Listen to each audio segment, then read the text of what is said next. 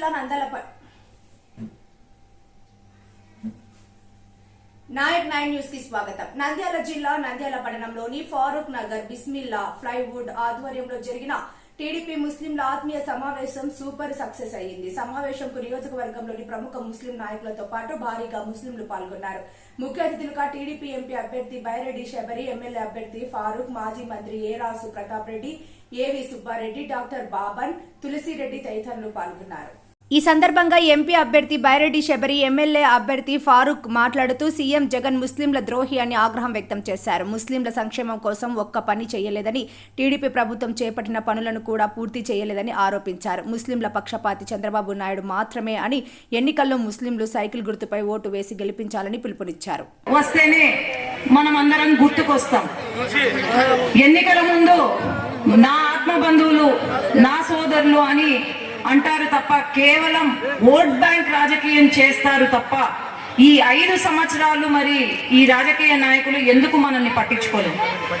ఎవరైనా పట్టించుకున్నారు, మనకు మైనారిటీలకు న్యాయం చేశారు, వాళ్ళ అభివృద్ధి కోసం కృషి చేశారంటే అది కేవలం తెలుగుదేశం పార్టీ చంద్రబాబు నాయుడు గారు తప్ప ఇంకెవరు కాదు. ఈరోజు మనం అందరం గమనించాలా, 5 సంవత్సరాల నుండి మైనారిటీలకు ఏమన్నా న్యాయం చేశారో? ఎన్నో హామీలు కురిపించారు జగన్మోహన్ రెడ్డి. ఇక్కడే నంద్యాలకు వచ్చి ఎన్నో హామీలు కురిపించారు. మరి మైనారిటీ సబ్ ప్లాన్ అమలు చేశారా? లేదు. నామినేటెడ్ పనుల్లో కానీ ఏమైనా రిజర్వేషన్లు కల్పించారా అంటే అది లేదు. ఈరోజు ముస్లిం మహిళలకు అమ్మ మీకు ఎంతమందికి 50 సంవత్సరాలు దాటంగానే పెన్షన్లు ఇస్తామన్నారు, అట్లాగే 45 సంవత్సరాలు దాటంగానే ప్రతి సంవత్సరము 75,000 ఇస్తామన్నారు. మరి 75,000 పడిందా? పడలేదు. అట్లాగే పెళ్లి కానుకగా 1,00,000 రూపాయలు ఇస్తామని అన్నారు, మరి పడిందా? ఈరోజు ఎంతో మంది యువత ఉన్నారు, ముస్లిం యువత. మరి జాబ్ క్యాలెండర్ విడుదల చేసి, ఒక్కసారి జాబ్ క్యాలెండర్ విడుదల చేసి ఆ జాబ్ క్యాలెండర్ లో మన మైనారిటీ యువతకు ఎన్ని ఉద్యోగాలు ఇచ్చారు తెలుసా జగన్మోహన్ రెడ్డి గారు? కనీసం 10 జాబులు కూడా ఇవ్వలేదు రాష్ట్రం మొత్తంలో. మరి ఎంత ప్రేమ ఉంది ఆలోచన చేయండి.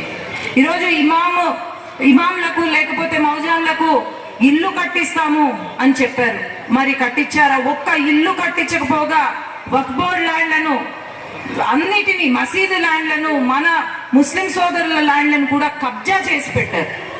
అట్లాగే 10,000 రూపాయలు గౌరవ వేతనం ఇస్తానన్నారు, మరి ఇచ్చారా?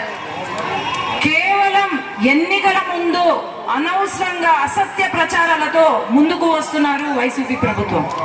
మరి ఈనాడు తెలుగుదేశం పార్టీ అధికారంలోకి వస్తే మైనారిటీలకు ఎంతో సంక్షేమ పథకాలు ఎన్నో పెట్టారు.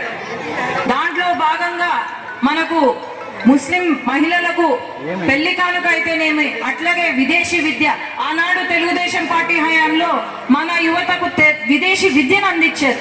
కానీ ఇక్కడ ఒక్క వ్యక్తిని కూడా విదేశాలకు పంపించారు జగన్మోహన్ రెడ్డి గారు. మరి ఆలోచన చేయండి అన్న, తప్పుడు ప్రచారాలు వినొద్దు.